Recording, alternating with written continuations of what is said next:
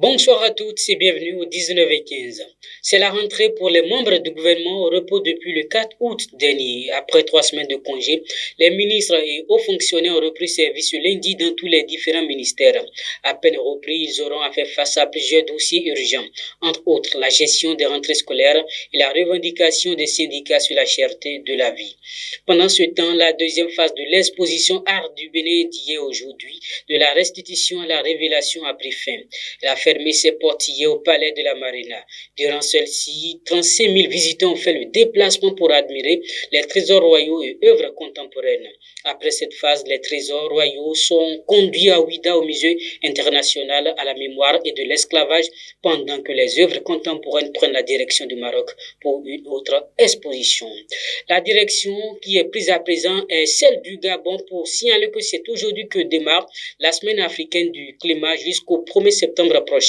Co-organisée par les Nations Unies et l'Union africaine, la rencontre de Libreville des dirigeants et représentants de la société civile. Selon l'ONU Climat, ce sommet est une étape clé avant la COP27, la conférence sur les changements climatiques prévue en novembre en Égypte. En sport, les Buffs du Borgou sont toujours invaincus dans les préparatifs pour les préliminaires de la Coupe de la Confédération. Opposés hier à l'Est Nigelec du Niger pour le compte du match retour, les Buffs du Borgou l'ont emporté 2-0 devant le public à Parakou. Cette victoire est la deuxième dans une série de 6 rencontres amicales disputées. À rappeler que les vice-champions du Bénin se préparent pour représenter le Bénin en Coupe CAF où ils affrontent le FC Calon de la Sierra Leone au tour préliminaire.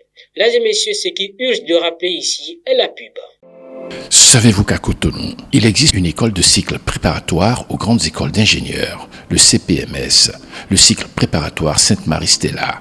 Au CPMS, suivez une formation tournée vers l'international dès le cycle préparatoire et poursuivez vos études d'ingénieur dans les grandes écoles d'ingénieurs en Europe sans passer un concours.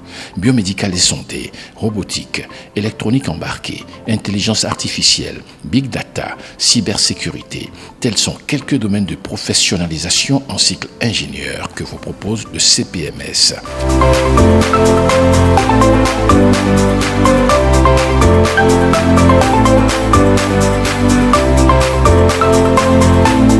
Le CPMS est ouvert aux bacheliers des séries C, D, E et F. Contact 62 72 10 72. Ainsi prend fin cette session de l'information. Merci pour l'attention et à demain.